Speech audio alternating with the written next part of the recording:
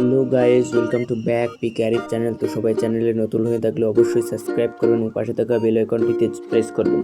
তো চলো গাইস, ভিডিওটি শুরু করা যাক। সোনাপুর রাজ্যে একটি রাজা ছিল। সেই রাজা তার রাজ্য চালাতো। সে অনেক সৎ ছিল। তার রাজ্যে অনেক শান্তি ছিল। সেই রাজ্যে বাস করতো একটি হারপিট শয়তান। সেই শয়তান কখনোই সুখ শান্তি সহ্য করতে পারতো না।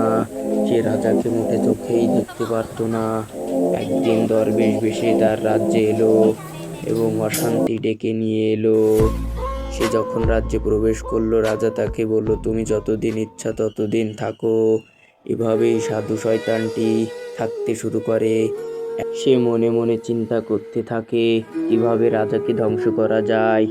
রাজা সেই সাধুরূপী শয়তানটিকে সবার সঙ্গে পরিচয় করিয়ে দিলেন এবং রাজা অনেক খুশি ছিলেন।